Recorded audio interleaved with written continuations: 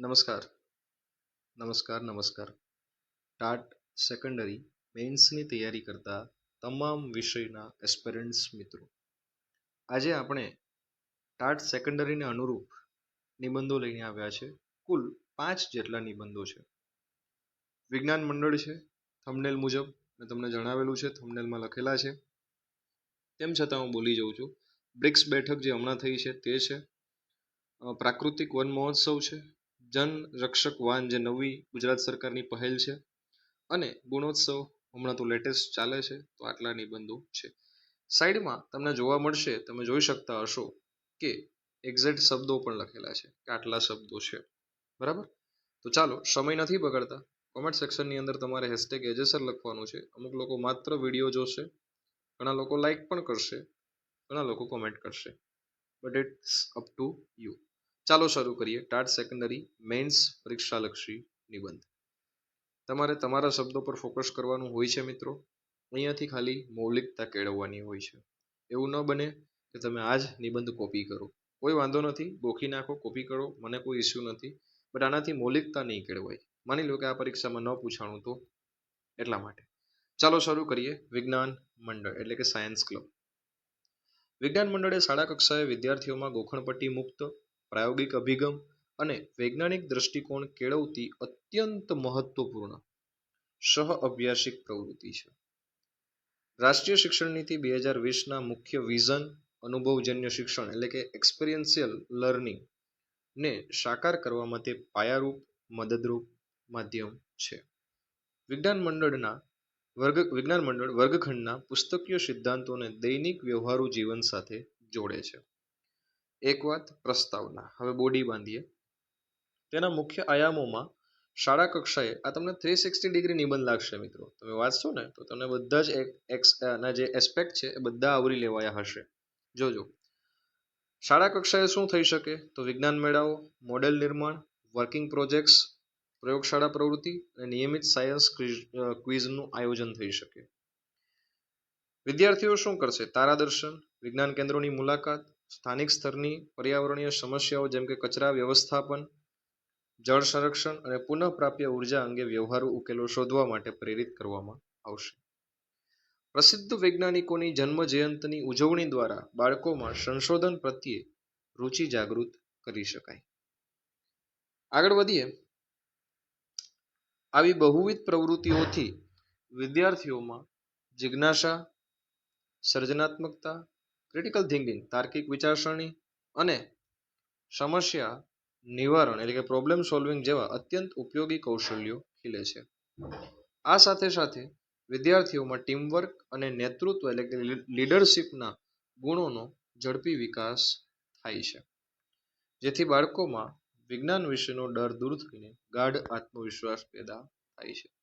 અંતે સમાપનમાં એટલું જ કહી શકાય કે વિજ્ઞાન મંડળ એ માત્ર એક ઔપચારિક ક્લબ નથી, પરંતુ ભારતના ભવિષ્યના વૈજ્ઞાનિકો, ઉત્કૃષ્ટ સંશોધકો અને કુશળ ઇનોવેટર્સ તૈયાર કરતી પાયાની શૈક્ષણિક નર્સરી છે. ક્યાંક ક્યાંક ઇંગ્લિશ શબ્દો લખાઈ ગયા હોય તો માફ કરજો. ચાલો, હવે તમે આ પહેલો જ નિબંધ જો આખો સાંભળ્યો હોય તો કોમેન્ટ કરો. શું લાગે છે તમને? જણાવો કેવો છે આપણો નિબંધ, પછી આપણે આગળ વધીએ. હવે શરૂ કરીએ. નેક્સ્ટ આપણો બીજો નિબંધ છે બ્રિક્સ બેઠક, BRICS. બ્રિક્સ પહેલા તો આપણને ખ્યાલ હોવો જોઈએ શું છે. Brazil, Russia, I for India, C for China ચીન અને S સાઉથ આફ્રિકા દક્ષિણ આફ્રિકા. અને નવા જોડાયેલા સભ્ય દેશો એ વિશ્વના અગ્રણી વિકાસશીલ અર્થતંત્રોનું અત્યંત પ્રભાવશાળી સંગઠન છે. વિશ્વની 45%થી વધુ વસ્તી અને ત્રીજા ભાગના અર્થતંત્રનું પ્રતિનિધિત્વ કરતું આ મંચ ગ્લોબલ સાઉથ ના હિતોનું રક્ષણ કરવા અને બહુધ્રુવીય વિશ્વ વ્યવસ્થા સ્થાપિત કરવામાં નિર્ણાયક ભૂમિકા ભજવે છે. આ ઇમ્પેક્ટફુલ પ્રસ્તાવના છે મિત્રો. હવે આપણે થોડું એના વિશે લેટેસ્ટ લખીએ.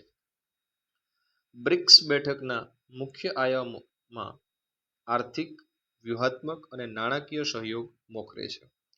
ન્યૂ ડેવલપમેન્ટ બેંક NDB દ્વારા સભ્ય દેશોમાં માળખાગત સુવિધાઓ અને સસ્ટેનેબલ વિકાસ માટે, સસ્ટેનેબલને તમે ટકાઉ વિકાસ પણ લખી શકો, મોટું ફંડિંગ પૂરું પાડવામાં આવે છે.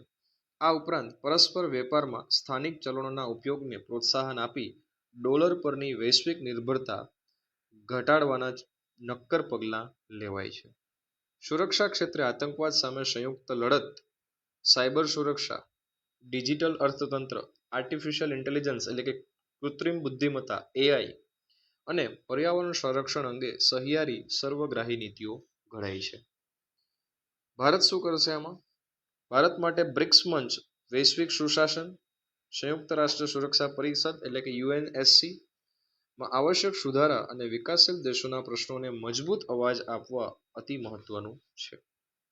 ભારત સર્વસમાવેશી વિકાસ અને શાંતિપૂર્ણ વૈશ્વિક સંવાદનો મજબૂત પક્ષધર રહ્યું છે.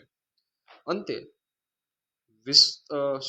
વિસ્તરતું બ્રિક્સ સંગઠન સમાનતા, પરસ્પર સન્માન અને ટકાઉ આર્થિક સંતુલન જાળવીને વૈશ્વિક શાંતિ તથા સહિયારા કલ્યાણને વેગ આપતું શક્તિશાળી પ્લેટફોર્મ સાબિત થયું છે. નેક્સ્ટ જો આગળ વધીએ, પ્રાકૃતિક વન મહોત્સવ. આ હમણાંનો જ કહી શકાય. વિશ્વ સિંહ દિવસ પણ યોજાઈ ગયો છે હમણાં, બરાબર. હું ન ભૂલતો હોય તો વિશ્વ સિંહ દિવસ 2026 જે યોજાણો છે એ કદાચ 10 ઓગસ્ટની આજુબાજુ યોજાણો છે, બરાબર. ચાલો, એટલે આપણે આગળ વધીએ. માફ કરજો, થોડું ડિસ્ટર્બન્સ થયું હોય તો. ચાલો, પ્રાકૃતિક વન મહોત્સવ. પરંપરાગત વૃક્ષારોપણથી આગળ વધીને પ્રાકૃતિક વન મહોત્સવ સ્થાનિક જૈવ વિવિધતા, દેશી વૃક્ષોનું સંરક્ષણ અને કુદરતી ઇકોસિસ્ટમની પુનઃસ્થાપના પર વિશેષ ભાર મૂકે છે.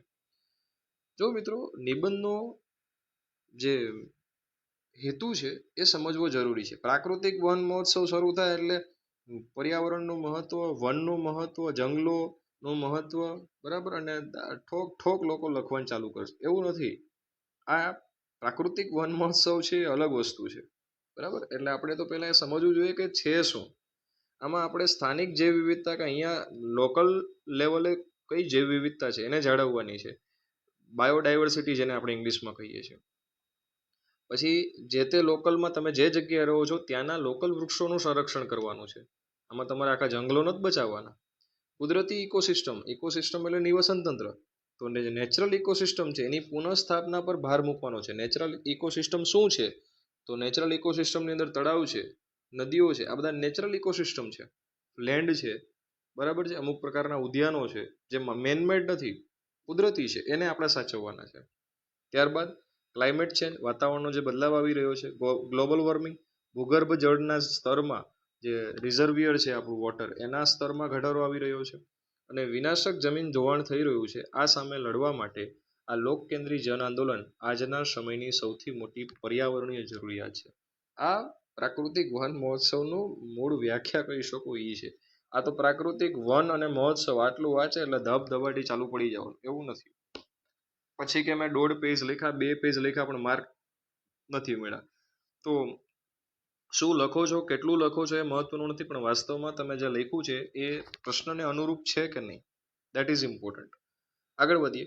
આ મહોત્સવ અંતર્ગત અનુકૂલન વગરના વિદેશી વૃક્ષો વાવવાને બદલે પર્યાવરણને ટકાઉ આધાર આપતા દેશી વૃક્ષો જેવા કે વડ, પીપળો, લીમડો, મહુડો, બીલી અને આંબળાના રોપણને પ્રાથમિકતા અપાઈ છે. આપણા લોકલ વૃક્ષો છે આ, અને આપણી ધરતીમાં થતા છે, તો એને વાવવાના છે. આ વૃક્ષો ઓછા પાણીમાં લાંબો સમય ટકી રહે છે અને સ્થાનિક પશુ પક્ષીઓને ઉત્તમ આશ્રય આપે છે. ગુજરાત સરકાર દ્વારા રચાયેલા સાંસ્કૃતિક વનો પ્રકૃતિ અને સંસ્કૃતિના અનોખા સમન્વયનું જીવંત ઉદાહરણ છે. તે સામાન્ય જનમાનસમાં વનસ્પતિ પ્રત્યે આદર અને ભાવનાત્મક લગાવ જગાડે છે. મિશન LIFE લાઈફ હેઠળ પર્યાવરણ અનુકૂળ જીવનશૈલી અપનાવવાની લોક જાગૃતિ ફેલાવાઈ છે. આ લાઈફનું મને કોમેન્ટ સેક્શનની અંદર ફૂલ ફોર્મ જણાવજો જો તમે જાણતા હોય તો. જોઈએ આપણે. ત્યારબાદ શાળાઓમાં ઇકો ક્લબ અને વિદ્યાર્થીઓની સક્રિય ભાગીદારીથી નવી પેઢીમાં પ્રકૃતિ પ્રેમનું આરોપણ થાય છે. આ વનીકરણ કાર્બન ઉત્સર્જન ઘટાડીને વાતાવરણ શુદ્ધ રાખવામાં સહાયક બને છે. અંતે પ્રકૃતિ રક્ષતિ રક્ષિતઃ ના પાવન સૂત્ર સાથે યોજાતો પ્રાકૃતિક વન મહોત્સવ માત્ર વૃક્ષો વાવવાનો સામાન્ય ઉત્સવ નથી, પરંતુ પૃથ્વીના સુરક્ષિત, હરિયાળા અને ટકાઉ ભવિષ્યની મજબૂત આધારશિલા છે. Got it? ચાલો નેક્સ્ટ, આ 205 શબ્દોમાં હતો. હવે આપણે જોઈએ 206 શબ્દોનો એક નવો જ એકદમ નવીનતમ અને સાંપ્રત પ્રવાહ આધારિત એટલે કે જનરક્ષક વાન 112 એના ડાયલ નંબર છે. ગુજરાત સરકારના ગૃહ વિભાગ દ્વારા નાગરિકોની સલામતી, જાહેર સુરક્ષા અને કટોકટી વ્યવસ્થાપનને આધુનિક બનાવવા one nation one dial Gujarat સરકારની પહેલ છે, જોજો આ અભિગમ હેઠળ 112 emergency response support system ERSS emergency response એટલે પ્રત્યુત્તર આપતકાલીન પ્રત્યુત્તર સહાય તંત્ર એવું આનું ગુજરાતી કરી શકાય, પણ એના કરતાં ઇંગ્લિશ બેટર રહેશે. અને અદ્યતન જનરક્ષક વાન કાર્યરત કરવામાં આવી છે. આ નવતર વ્યવસ્થા રાજ્યમાં સ્માર્ટ અને લોકાભિમુખ પોલિસિંગનું ઉત્તમ ઉદાહરણ પૂરું પાડે છે. એટલે તો હું કાયમ માટે મિત્રો ઘણા નિબંધમાં હું બોલ્યો છું, આજે પાછો મારી બોલવાની ઈચ્છા થઈ છે.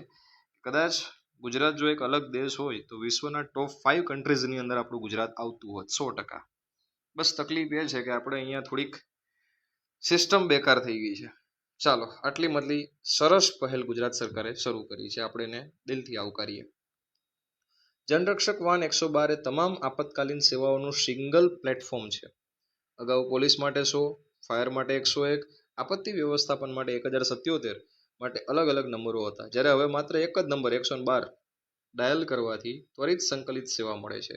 આ વાન GPS ટ્રેકિંગ, વાયરલેસ ઉપકરણો, CCTV કેમેરા, પ્રાથમિક સારવાર કીટ અને રાજ્ય કક્ષાના કમાન્ડ અને કંટ્રોલ સેન્ટર એટલે કે ત્રિનેત્ર સાથે રિયલ ટાઈમ સાથે જોડાયેલી રહે છે.